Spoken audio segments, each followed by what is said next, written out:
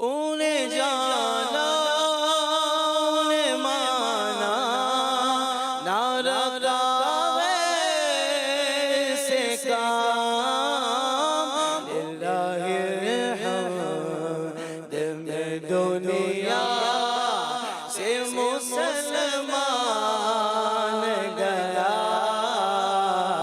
للہ الحمد میں دنیا سے مسلمان گیا۔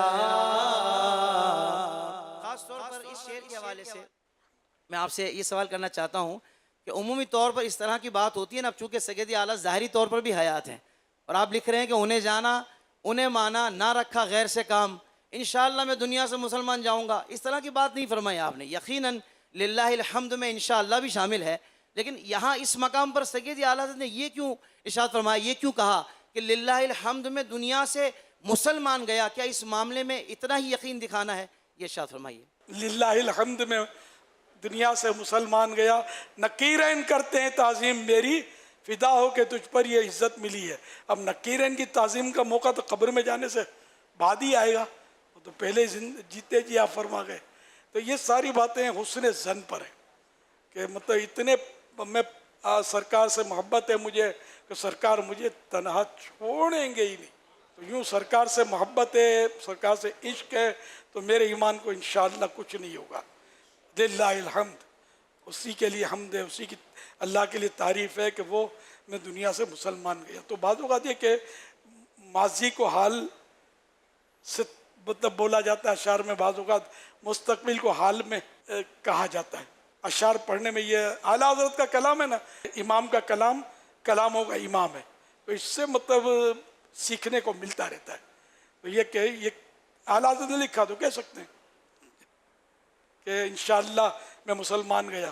تو بعض اوقات یہ ماضی، اور اس میں آپ کو ایک مثال دوں، احیاء العلوم میں امام غزالی رحمۃ اللہ علیہ نے فرمایا کہ جس نے کل روزہ رکھا تھا وہ یہ کہہ سکتا ہے کہ انشاءاللہ میں نے کل روزہ رکھا تھا۔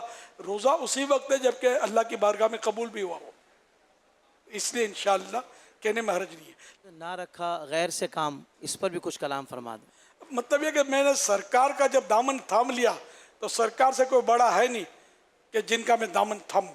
یہاں انہیں یہ ایسے موقع، اس کا مطلب نہیں غوث پاک کا دامن ہم نے تھاما تو ہم غلط ہو گئے، بس یہ سرکار صلی اللہ علیہ وسلم کی عظمت کے اعتبار سے سرکار سب سے بڑے ہیں، تو میں نے ان جیسا کسی کو نہیں سمجھا، ان جیسا کسی کا دامن ہے ہی نہیں۔